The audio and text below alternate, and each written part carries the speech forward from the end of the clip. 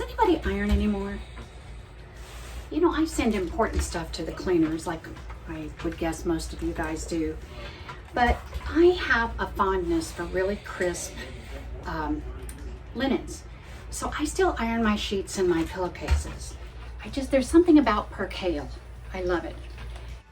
I love getting it off the clothesline. I love pressing it. I love smelling it.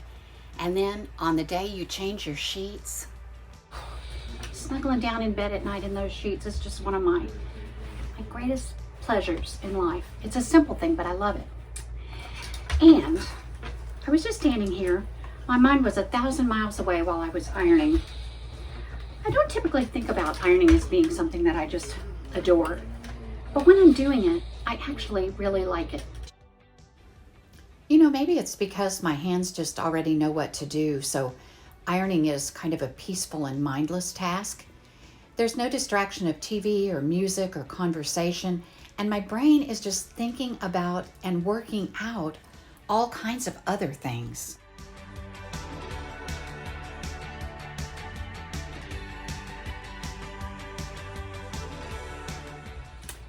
I think about my little mom who taught us how to iron when we were little. You know, she was a farm girl, but when she grew up and moved away, I think she had aspirations to do maybe something else, and she could have been a doctor, she could have been an attorney, she could have been a writer, she could have been anything she wanted. She was brilliant, but she chose to stay home and raise 8 kids, 6 of which were girls.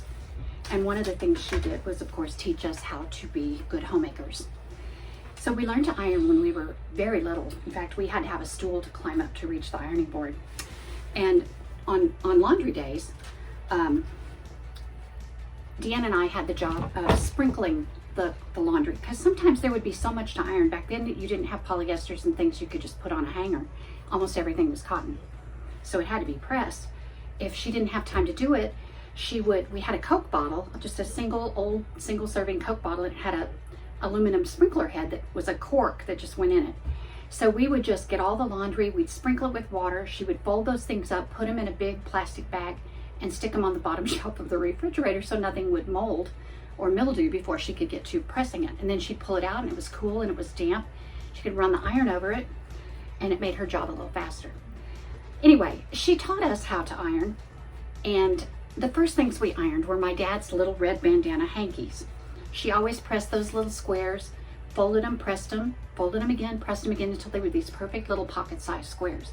And he had a little stack of them in his drawer. I will tell you, sometimes those little bandana squares, those things would be threadbare. You could almost read a newspaper through them, and my mama still made us iron them for my daddy. They were just, doesn't matter how old they were, how worn they were perfectly pristine when she finished with them, or when we finished with them. We also learned to press his boxer shorts. Now, I don't know if my dad just particularly liked crispy boxer shorts, or whether my mom just did that as a gift of love for him, because his drawers were perfectly arranged and immaculate. He was very picky about things. So she taught us to iron on those 2 items. And of course, as we got older, you know, we learned to do dresses and shirts and things like that.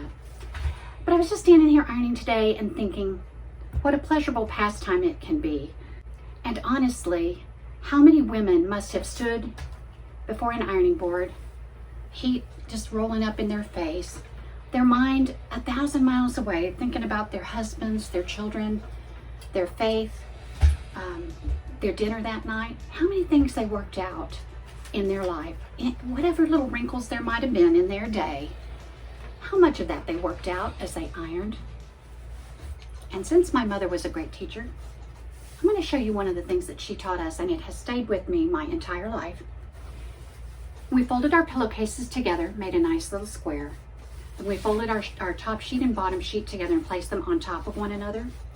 And then every little change of sheets for a bed went all together in one beautiful little package. No rough edges showed. And then you could put these in your linen closet, all together, folded beautifully. And that was one change of sheets for every bed in the house.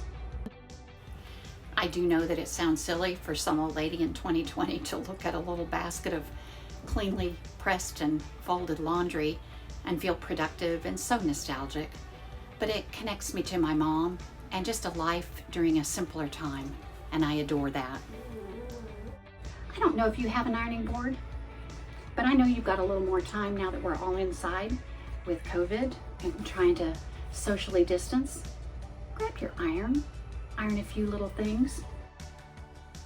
Honestly, everybody, it doesn't have to be ironing, but I do encourage you to find a little place in your home where you can get away from the noise of the news and all the clutter that's going on in our world. Find a place your little hands can be busy. I know it sounds weird, but it's a good thing. You guys just remember when you climb between your sheets tonight, whether they're all wrinkled up or whether they're nice and crispy, please just have a very, very grateful heart. There will be a lot of people in the world tonight that don't have a bed to get into. We are so very blessed. Y'all have a great week.